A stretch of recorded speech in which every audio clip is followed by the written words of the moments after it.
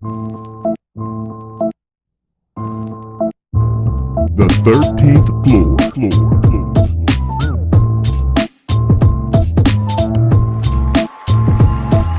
The 13th floor. Welcome, ladies and gentlemen, to the 13th floor where the furniture isn't always the best, but the views are amazing. I am your moderator, B. Jones, and I'm here with my man, Coach K, with the 2019 goals shirt. What's happening? What's going on? What's the goal? I'm here with you, man. Execute, bro. Just execute. This is a ETA shirt. Shout out to ETA and the crew. But this came out like earlier in the year. It's my first time wearing it though. I think you gotta put a reminder out there. We halfway through the year. It's not too late. It's never too late. So It's never too late. Got to get back in the groove. All of you that were trying to get fit, it's not too late. Don't wait. Don't wait for January of 2020 to start up again.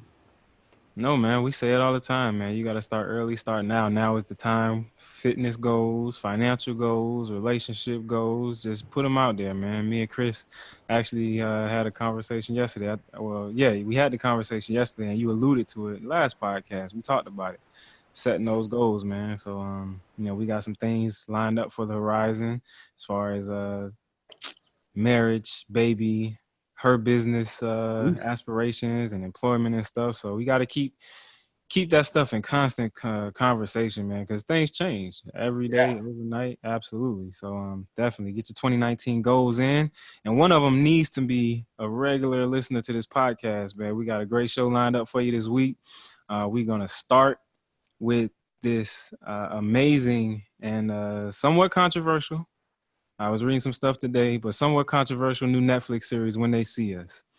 I was looking at it. I'm 3 episodes in, so I got one more episode. Coach K seen all 4 of them, and he was telling me that the 4th episode might be just as hard to watch as the first. So I'm not really looking forward to it, but I got to finish it out. I gotta take it all the way home.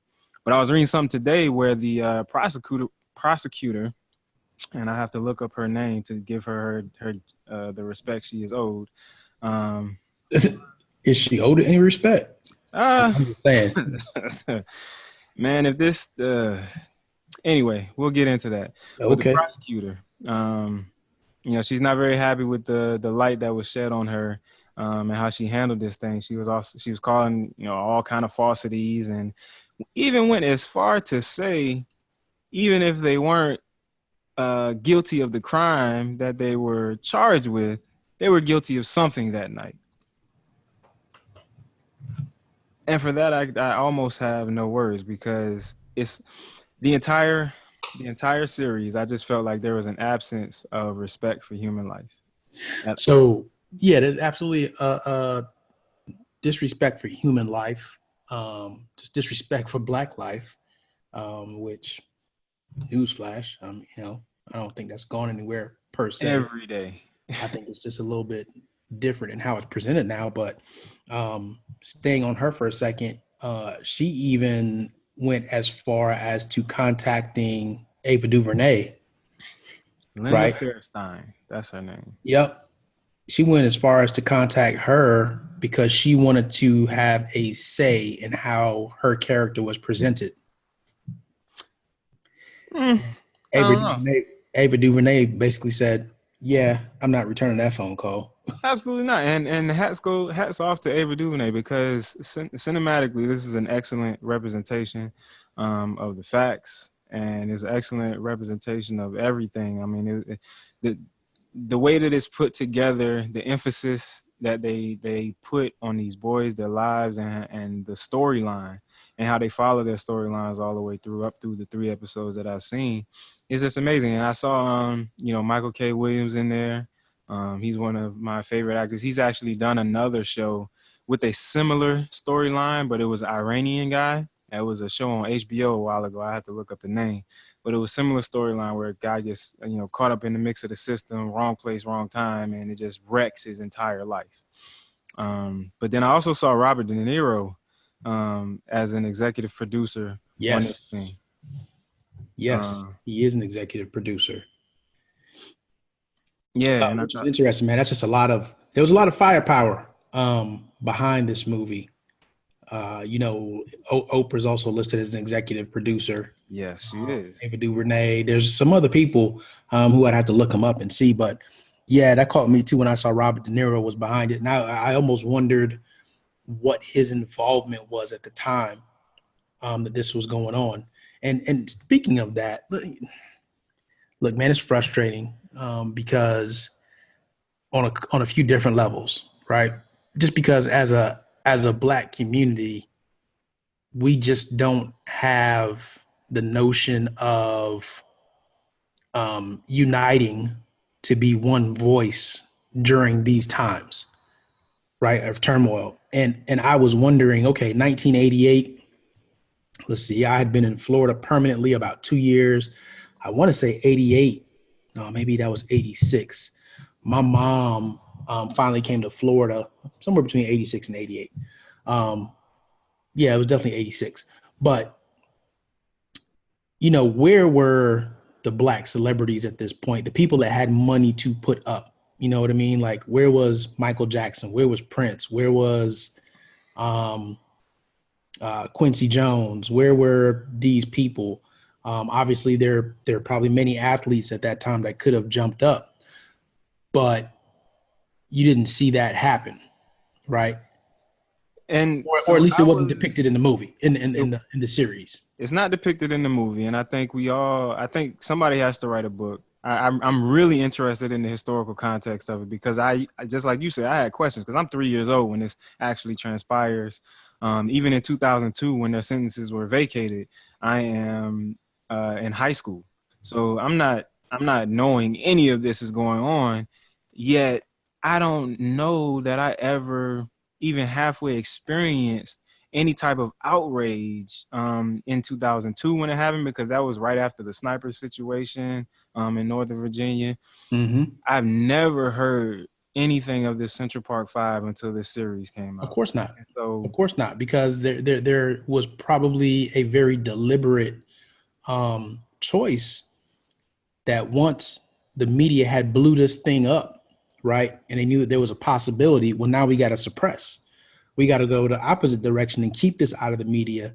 Where was the person that was paying $85,000 to run ads at that point when things started blowing up, a la number 45. Right? And there's just so many different things that we could hit on, man. And I started researching earlier because I was curious. Every time something like this happens, right, based on how we got here. So look, it's newsflash, slavery, right? Mm-hmm. Which they are starting to say, there are researchers that say that, why are you laughing, man? Because I know where you're going. And I had a very heated conversation about this, but go ahead. There are researchers that say that post-traumatic stress disorder is inheritable. You can hand it down from generation to generation. There are studies that have shown the children of Holocaust survivors are more susceptible to PTSD, right? Because I forget which part of the brain. There's a part of the brain that when you go through post-traumatic stress disorder, it actually shrinks. And that's the reason why you have flashbacks and everything, because you don't actually have the capacity to have those thoughts overtaken by fresh thoughts. Mm-hmm. Right. And then what then happens is, in the children of those people who had post-traumatic stress disorder, they're going through that. And then they also have less cortisol available to their system, which now makes you more susceptible to developing post-traumatic stress disorder for something simple. Mm-hmm. So when you combine 400 years of slavery, and then behind that, you combine whatever Black leaders were assassinated, you combine the civil rights movement, you have things like police brutality in our communities and things like that. What is the long-lasting, long-term effect of that? Because even though you and I say, hey, look, 2002, we didn't even really hear about it. Obviously, look, I'm older than you, but I can tell you in 88, I was probably shielded from it, didn't hear much about it. But the other part of it is if you have a whole race of people in a particular place, right? Not a whole race, but those in the United States that are going through a form of post-traumatic stress disorder, how many people chose to close their mind to what was going on, to close their ears to what was going on because they didn't want to deal with it? And that's the problem. And that is that problem reared its head in Tron's father Yes. tremendously, because he would rather have his son lie and take a lesser charge or whatever the case may be, because he knew what the system had up his sleeve. And I think he was right in that regard. Like, they were going to do everything they could to pin him, but he would rather take the lesser of two evils instead of standing up and fight. And for me, I hated to see his character, because he could have been such a strong part of Tron's life. Even if he got sentenced or whatever, he could have been so much stronger as his father. But why, I don't understand why New York City wasn't on fire. Like, if something like that happens today, I don't know that, we could, how do we just, sit on, our hands and not be as active as we possibly can. Well, and that's another thing, right? So those tactics that were used, watch how things work. Those tactics that were used, even though you and I say, look, we don't really have recollection of that time, we didn't hear about it in 2002. We know if we get picked up by the police, we're not answering anything until I get an attorney, and I don't want your attorney. Lawyer, that's it. Right?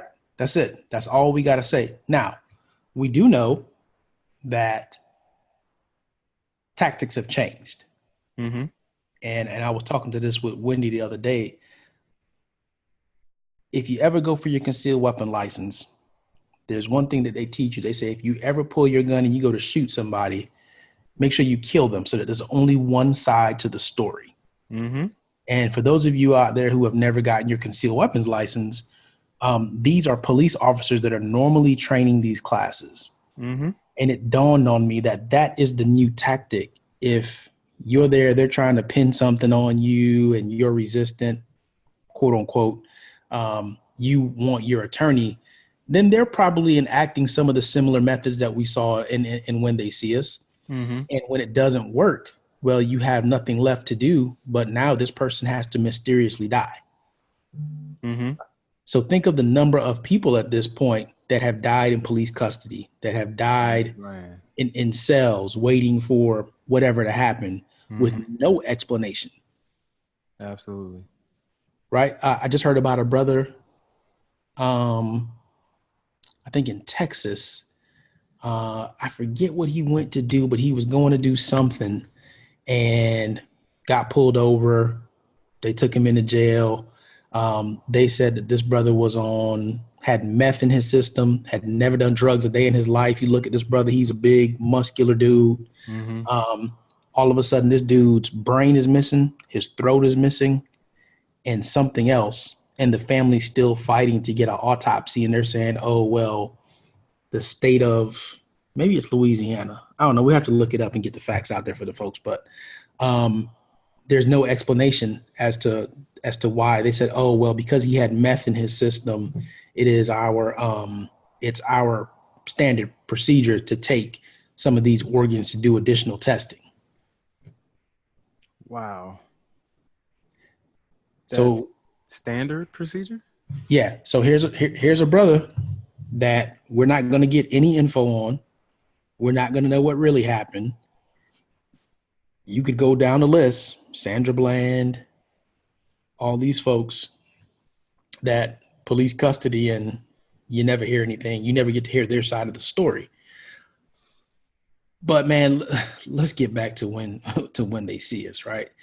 Because this could go on. And what I try to tell people is, look, every single day as a Black man, we know that when we leave the house, there is a possibility that we're going to run into some foolishness. And we always got to think, hey, we're expecting to come back home, but we know there's always a chance. It's a gamble. And I'm sorry, there are people out there that just think that that's not reality, but that is the reality. It is absolutely reality. You see it every day. The countless number of men who've lost their lives, but routine traffic stops. You know, it's ridiculous. What I would like to see us do is, you know, learn from this stuff. And I mean, it's not like we're doing a whole lot wrong anyway. And it's unfortunate that we have to play by a different set of rules when all of these things happen. I mean, you can't reach for your ID anymore without, you know, making an announcement and having a sign on your shirt or something. You know, you're getting shot at regardless.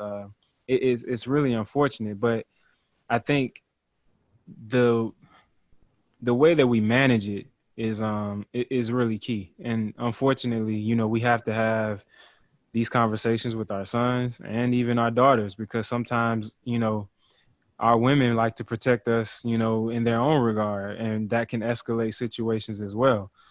So we really have to be intentional with how we prepare ourselves for these things, knowing what can and cannot hurt us, and really identifying the best ways to go about these situations. It's unfortunate, but it kind of is the way it is. You definitely have to have a plan in the event that something happens. Even when we're driving our cars, we know, look, you can't necessarily have your wallet in your back pocket because now you have to reach for something. You probably more than likely need to have your ID and something in a place that's in plain view, that if you have to get it, if you're pulled over, there's not going to be a misunderstanding. Exactly. It's so unfortunate. One of the other things that I saw, and I think we really have to be better about, I think we do as a community, but watching the way that the mothers interacted, and you see how much your place in society plays into how, or shapes your experience. So Yusuf, you know, his mother, you know, having the knowledge and knowing, you know, my son can't be questioned without me being present. He's only 15 years old. Having the resources to, you know, surround him by people that will protect him. Even when he gets out, he's the only one that, you know, from what I've seen so far, he gets out and is able to land a decent job in technology, whereas Raymond, you know, ends up back, you know, in the streets or whatnot. And the way that the mothers interacted, you know, even after their kids were sentenced and there shouldn't have been any true separation. There has to be a moment there has to be a come together moment, because the way that I think it's Yusuf's mother and Corey's mother, and those are two best friends, it seemed like, just couldn't really get on the same page and really couldn't work together for the betterment of both of their sons, because you know, one just had their own situation at heart. They were just solely focused on their own situation. They can't do anything that's going to jeopardize that. It really hurt me, because I think that there was a middle ground. There was something that they could have done to, you know, be more supportive of each other and be more supportive of their sons in their relationship. And I haven't gotten to episode 4, but I'm a little worried now because Corey is the only person I hadn't seen from. Right. Exactly. But again, you know, I talked about the larger community coming together. If we actually organized when things happen, would they keep happening? Right? Because even when you look at the trial, it was kind of like, okay, every man for himself to a degree. You had, I think it was Antron's lawyer, maybe. Mm-hmm. Who was the one that had the sharpest lawyer out of them? The white guy. Yeah, the white guy. I think it was Antron's lawyer, right? Yeah. Mm-hmm. So he was kind of trying to move everybody to, okay, hey, we need to work together to get this done. Mm-hmm. But you could tell that didn't exist from the beginning. And each person was kind of like, well, my child is innocent. Mm-hmm. As opposed to, no, these boys are innocent. Right. You know, our children are innocent. Yeah. And again, look, we weren't there. We don't know all the facts. We're looking at this this production of what happened. And I'm sure there's some things that, look, you know, was that for the movie, whatever. And I'm sure, look, things were probably far worse than what they actually showed in film. as far as what happened to the boys. I did see an interview where they said, yeah, what was depicted in the series, it was much worse. Mm-hmm. Right. I can believe it. Even in the interrogation room, what happened to us in jail was bad. So again, it's just one of those things where, man, if something happened today, how would we organize beyond just some people doing a walk or whatever? Like, because obviously money and politics is the way that you go at this. And that's the thing that I think people are missing, is that you have to be proactive. And that's why people have to get out there and vote, because you have to make sure you have the right people in position at every level if you're going to combat something like this. If you don't have the right people, then you're in trouble. You know what I mean? How does this lady get to be a prosecutor? Because she had an agenda, man. And it was so apparent. Like she had the right intentions, right? You know, it's her intent. I can't even say her right intentions. She had the right, I guess, mission when it comes to protecting, you know, battered women or victims of sexual assault and things. But her intentions to place blame where no evidence exists. Right. That's ridiculous. And I think what you said about the organizing and understanding how these wars, not battles, but how these wars are really fought, I don't think you can get away with something like this today, especially with the move, how we as a people have elevated our minds and ways of thinking, how some of our athletes and entertainers are a lot more involved in certain social injustices, but even our grassroots efforts are much more organized and active in these instances. So I think that's what we need to take away from this situation. We don't need to have any more Central Park Fives or any other of these types of injustices that happen on such a grand scale, because you see how this shape. These men lost like between 6 and 12 years of their lives. Yeah, I want to say between 6 and 14. I think Corey ended up with 14, doing 14 years. 14 years in Rikers as a 16. It wasn't. No, yeah, because he started there and then got transferred. He moved around. Yeah, but to a 16-year-old, and then even if he was half of what they depicted him as in the movie, innocent kid, ran in the streets a little bit, skipped school, you know, whatever. He's in there with. Man, so many layers to this, so many things, and what I don't want people to do is just harp on, oh, look at what these white people did, look at what these white people do, because there's things that were our fault, right? So even for like Corey, as you'll see in episode 4, there are some mental health things, there are some learning disabilities that come into play. Mm-hmm. And these are all learning disability when he was on the stand. These are all things that, hey, was he getting help for this?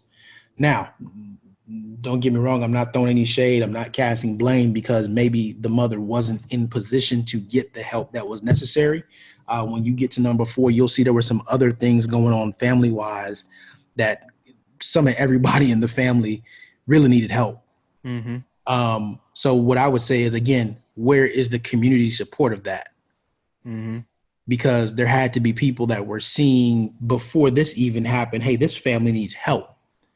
And unfortunately, I just don't think that we're at that point. We kind of go through life with blinders. That problem ain't on my doorstep, so I'm not dealing with it. That's they got to figure that out. And that's why we got to change this thing, man, because the title is very appropriate for what it stands for, when they see us. But it needs to go from when they see us to when we see us. Right. And what we do when we see us. You know what I'm saying? Like, and that's, again, the problem, because of media and now social media, it is so easy to paint any group in a certain light when you pick the worst of the group that you are going to constantly project. Mm-hmm.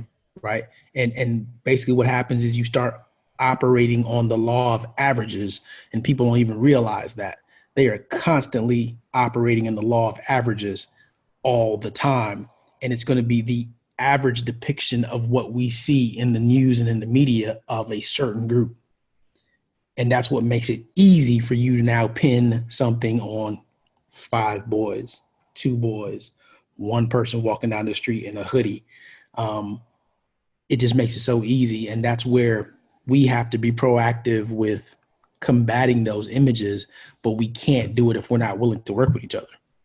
Absolutely, man. So when we see us, we have to work with each other. We have to put ourselves in the right positions to make the right changes. There's so many things we have to do politically, financially. The capitalization is huge, but it's not anything that we can't do. I mean, we've survived this far. We have everything we need. We talked about black privilege several episodes ago, but we have the perfect opportunities in front of us to take advantage of all of our skills and talents to make the scenarios, to make the opportunities, to make the world that we need to live in, make that a realization. Absolutely. Yeah. And I think big picture is a problem. I don't think we have the vision. The vision hasn't been sharpened to that point yet where we can get behind the vision and push it. Just look at if we got behind one presidential candidate, right? And I don't care what color they are. If they're going to do what's best for everybody overall, then what would happen if we all just said, okay, this is what we're doing? Absolutely. What would happen if you did that for your mayor, your governor, your city commissioner? What would happen? But because it's always I don't know if this person's carrying my specific interests, right? But maybe they're carrying the specific interest of the overall group, and you're going to get advanced because of that. But because you just lock in on that one thing, then all of a sudden we're disparaging, just coming up with things and reasons why not to vote for this person or to elect this person. But look, man, this whole thing, I can't wait to see what additional content comes out, what additional, like there needs to be some more documentaries. And there's some documentaries out there. I think there was one that came out in 2012. I haven't watched it yet, but I don't even know if I want to watch anymore. I don't want to see anymore. Because it's just a thing that, again, going back to post-traumatic stress disorder, it's just one of those things. If we just keep looking at it, what does that do for us? We need to heal. Unfortunately, to some degree, we'll never heal because they don't even want to deal with the fact that slavery was as bad as it was. Right. You have like this halfway, sort of apology or, recognition of a wrongdoing from the prosecutor. So I don't know, but I do think that it is important not to submerge yourself in these things, but it is history. It is our history.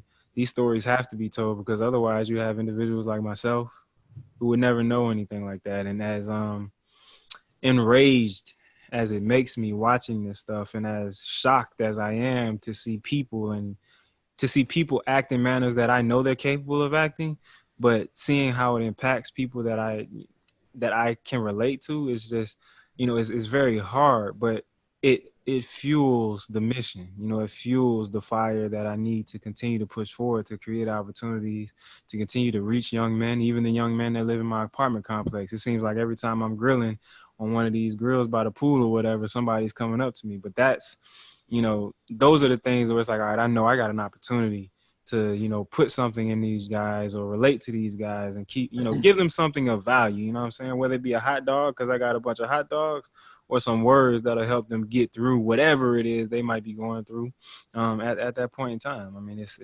those are the things that I kind of take from this because we have to, push ourselves forward in order to see what is at the end of the finish line. Right. No, agreed, man. Agreed. So moving right along, man, if you haven't caught When They See Us, man, it's definitely worth definitely worth a watch. But we do understand. I know I'm trying to watch it with Chris, and she's just not really into it for the same reasons you said. She doesn't want to inundate herself in that type of things. But Coach K, I want to move to you a little. Hold on real quick. So that person's name that I was talking about, it didn't just happen. It actually happened a year ago in Is this York, the Oregon person? in York, Pennsylvania, but it's still going on. They still have no answers.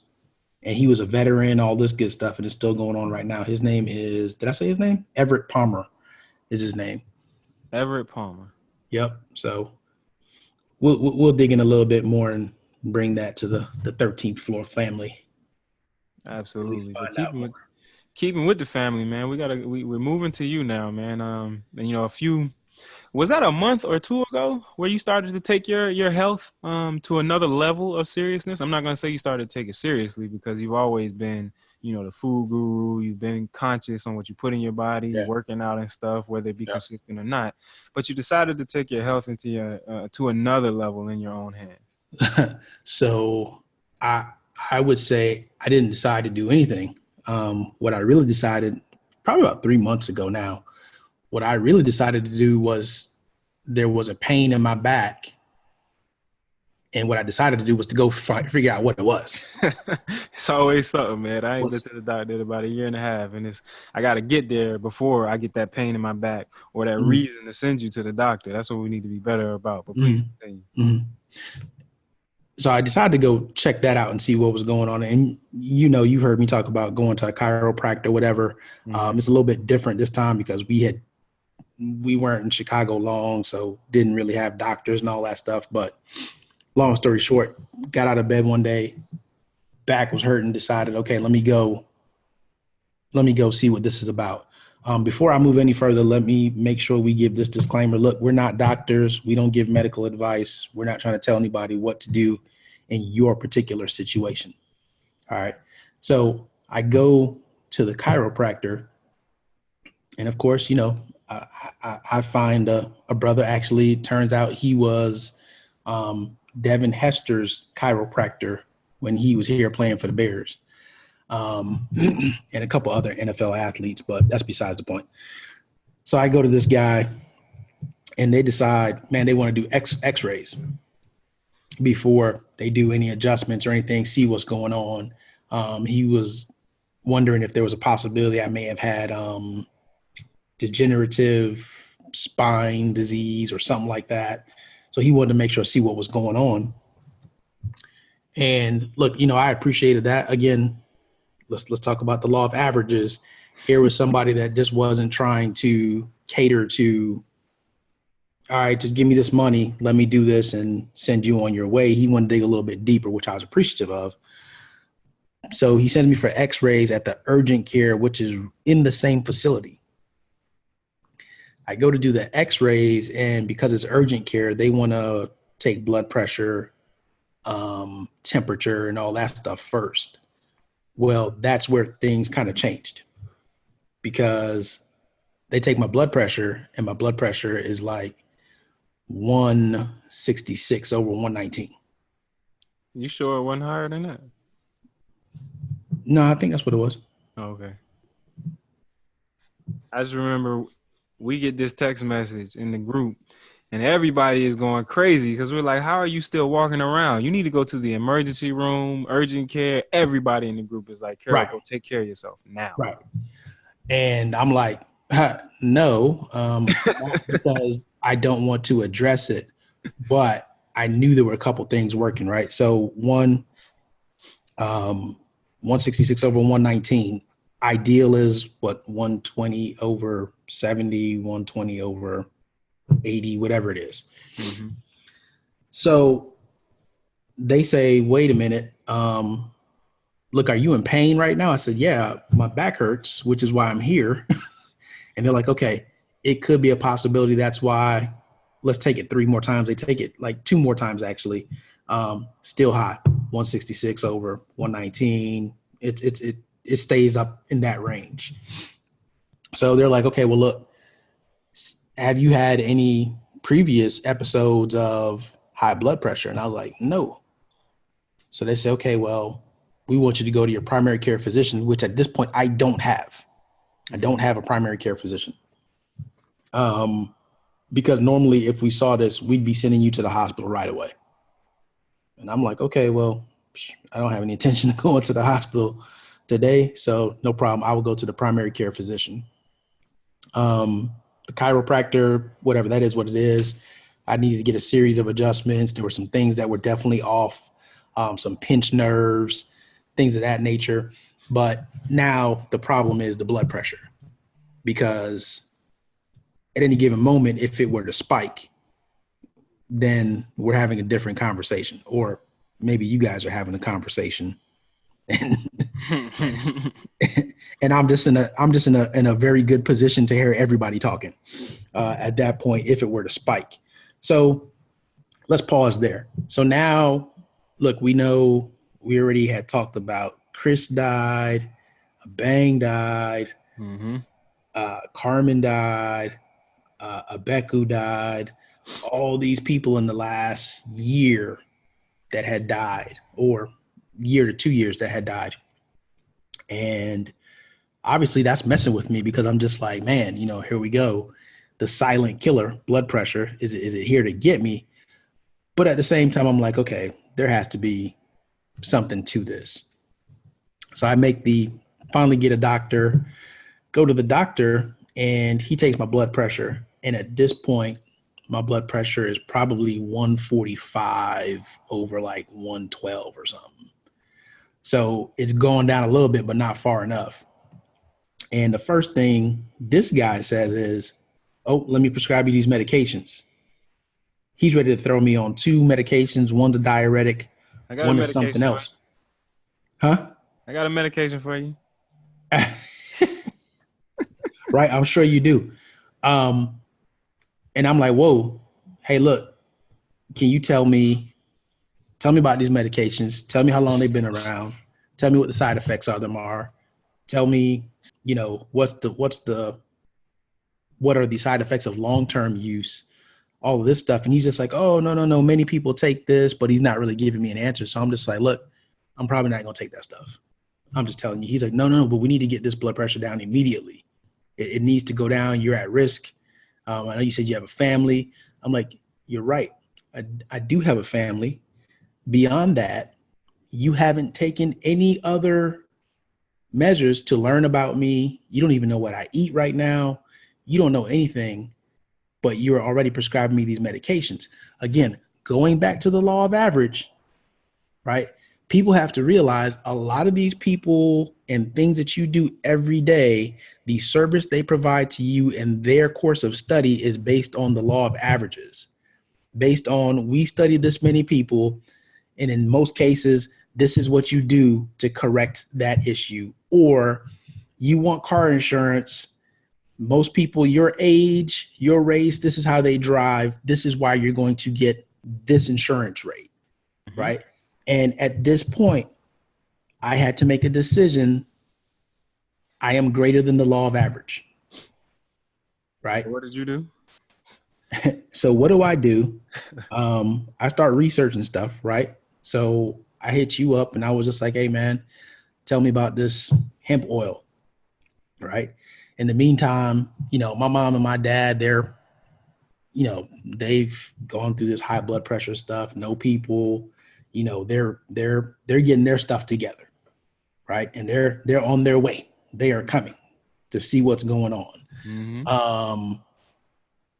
I start right around the same time is when the whole Dr. Sebi thing is going on. Nipsey Hussle dies. And because Nipsey Hussle died, that's how we ended up talking about Dr. Sebi, right? And I find out that through fasting, right, you can lower blood pressure. So I'm like, okay, let me try that out. So initially, I can't remember. What did I say I was going to do? Did I say I was going to do a 30-day fast, or it wasn't 30 days? I don't know what you said you were going to do, but I remember you starting out with a week, and I'm just like, week water fast. Sounds pretty intense. I think I was supposed to do 2 weeks. I only ended up doing a week because at this point, I probably weighed 205 pounds. And after a week, I was down to like 190. I was down to like 192. Yeah. right? Because I had already lost weight. I had Yeah. already lost weight before I got to the water fast part. So after I come off the water fast, which I ended early because again, look, when your head is this size, you can't just lose weight too rapid, right? Because then your head just ends up looking like 3D, like it's a projection, like, old school NBA jams. So I put a stop to that. And when I checked my blood pressure, it had dropped down to, I think it was probably in the 130s over like 95 or something. So there's forward progress. Meanwhile, I had a follow-up appointment at the doctor. So I go to this guy and look, lab coat, what they call it? Lab coat anxiety, whatever it is, that's a real thing. Because the first thing this guy wants to do is, oh, let me check your blood pressure. He didn't, ask me how I'm feeling, nothing. Just let me check your blood pressure. And I think it was 142 over 80 something. He's like, oh, it's gone down. The medication's helping. Mm-hmm. The medication. Right. The medication's helping. And I said, look, man, I didn't take any medication. Yet it's gone down. And he was just like, oh my gosh, I can't believe you haven't taken any medication. I'm going to have to see you back here in 30 days, start taking it. And I was like, look, man, again, you don't know me. That thing's going to say stapled up in the same bags that I got it in. And I just won't be back. I will find a different doctor who just isn't trying to push medication on me and get me to take this medication, because that's where the cycle begins. Once I get on this medication, then what? Then I start to have a problem with this or with that. And again, we're not here for medical advice. If that's what you do and you love your doctor and he gives you these good meds, roll with it. But because I know myself, I knew there had to be a different way. And I knew that I was not just going to be a victim of the law of averages, because I am greater than the law of averages. And funny, I find a new doctor, I go to him, and my dad came with me actually, and my mom and dad had come, they brought all this stuff, man. They bought like garlic, like big cloves of garlic, red garlic. I'd never seen red garlic before in my life. What? Oh yeah, man. And they were like, oh, just eat one of these with every meal. Of course, my family's from the Caribbean, so they came with all types of bush that I needed to boil and drink. And Did you get a bitter melon? I did not get bitter melon, no. But long story short, blood pressure's coming down. I went for that doctor that I went to, the second one. He said, man, your blood pressure is almost in a normal range. Like, you shouldn't be on any medication. I'm like, I'm not on any medication. And he wanted to do blood work again and everything. So did blood work with him. I went today and my blood pressure was 120 over 80. Right. Excellent. And the whole purpose of this is, look, don't be a victim of the law of averages. There's always going to be somebody. And look, in my case, it was a doctor who was ready to do whatever. Well, there are many doctors in everybody's life, with titles and without titles. For some people, it's your mom. For some people, it's your wife. It's your husband. It's your friend. There's always somebody out there that thinks they know what's best for you based on their average understanding of the situation. So there's always going to be somebody trying to give you a diagnosis and your prognosis. And you can't just sit there and just allow them to think that they have the best thing that's for you. They have the cure that's going to help you, because if they haven't taken the time to understand your individual circumstance. So this doctor that I go to now, man, when I tell you he wanted blood tests for everything, urine tests, I think I did 6 or 7 vials of blood. And the number of things that he got back are just crazy. But he was really trying to understand the history. The first visit we talked for an hour of him trying to understand who I was, how do I eat, what my family history is. And look, again, not just in the medical field. For some of you, it's what job you have or what job you think you can have. There are people trying to guide that. For the Central Park Five, look, there were people trying to tell them what was the best thing to do. And some of it was bad information. It was bad advice. And if they would have stayed true to who they were from the beginning, granted, look, they were abused, they were beat, all types of stuff. Right. But you know what? At some point, and it's tough to say this without being in the situation, but I think I would have rather died telling the truth and sticking to my truth than ending up in a situation just like this. Look, I would have rather died, trying to do the right thing for myself based on what I know for myself. And then look, no harm, no foul in anybody. That was a choice I made. I made the right choice this particular time. And look, you're going to make mistakes, but the key here is knowing that you're better than the law of average and sticking to who you are and your identity and doing those things that are in line with who you are.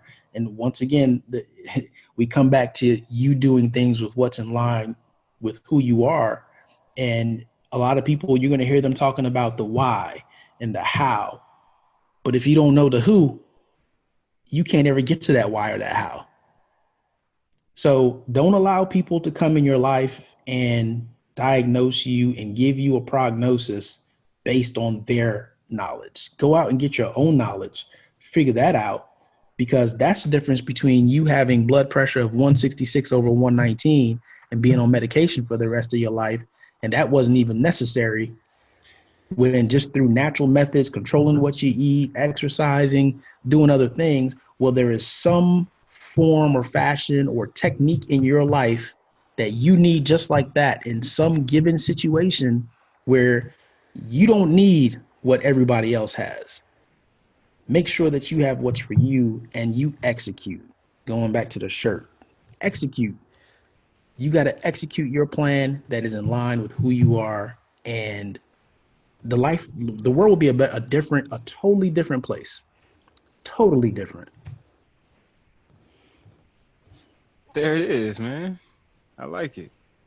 So much so I think we got to find us I don't know if it's a herbalist or a naturopath doctor, but somebody that'll kind of help solidify some of those points we talk about, because I think that health piece is huge, and there's a lot of natural remedies that are out there that we utilize on a daily. Coconut oil being, one of them. Yep. CBD oil, hemp oil, hemp in general, another. Apple cider vinegar.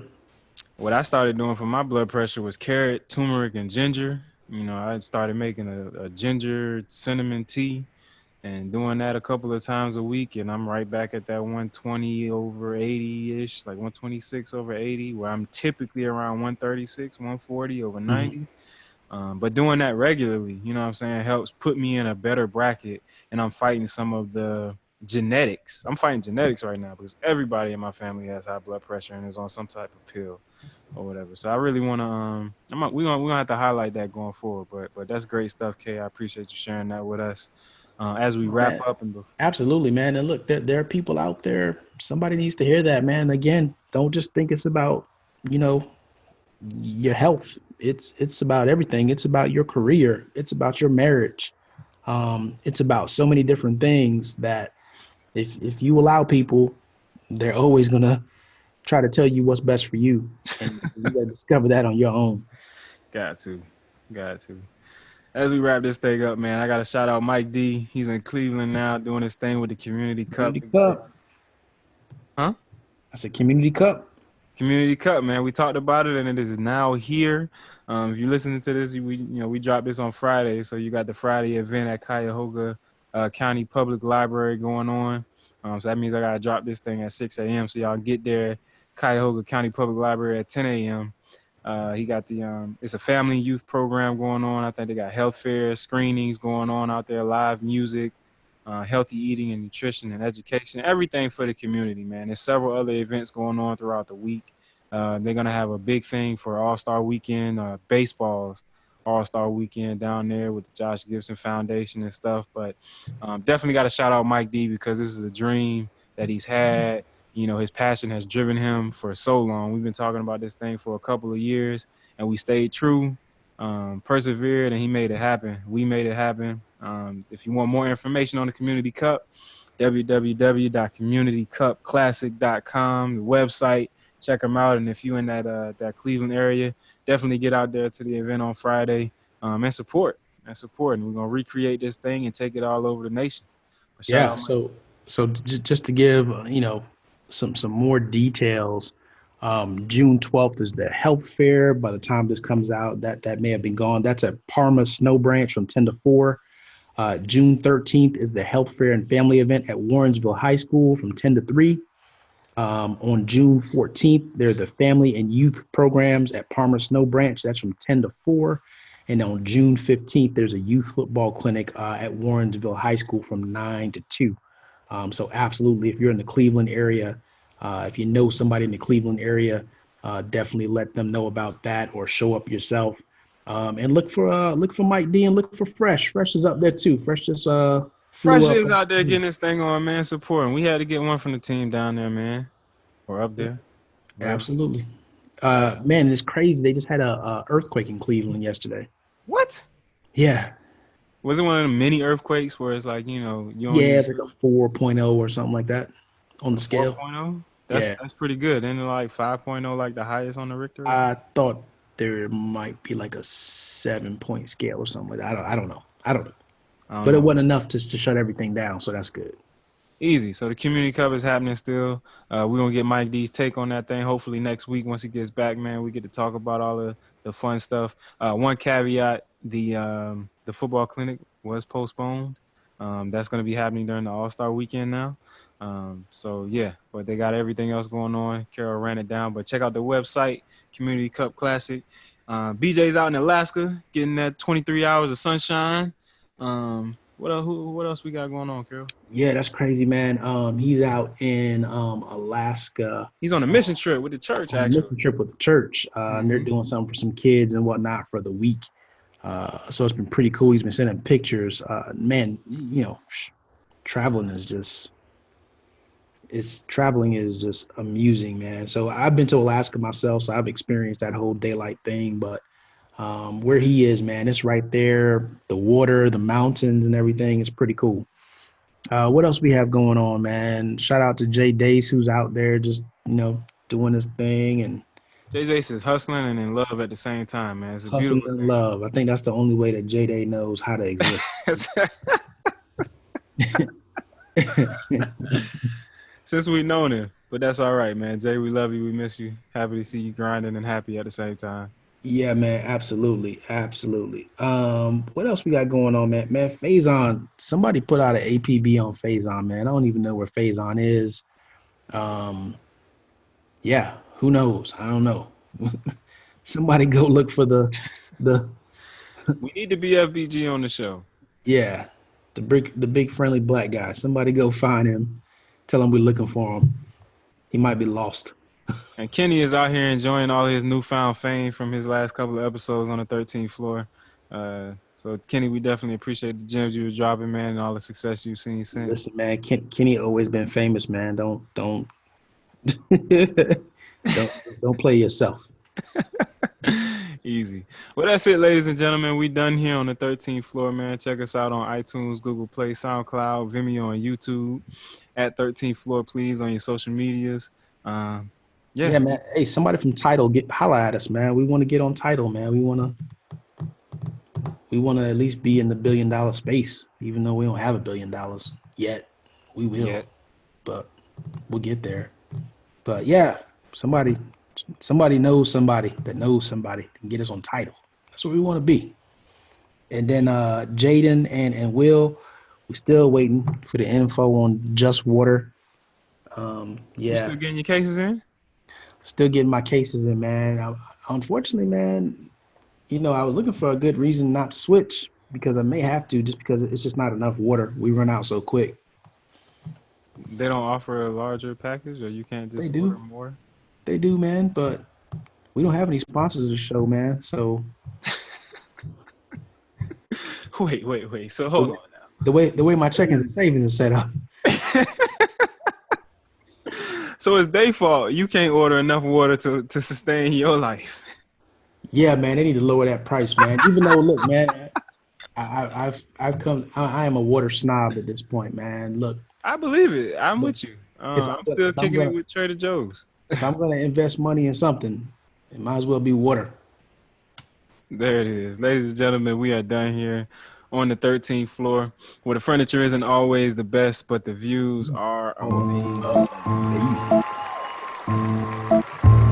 The 13th floor. Oh yeah, What's this, $30 on Amazon? 25 The 13th floor.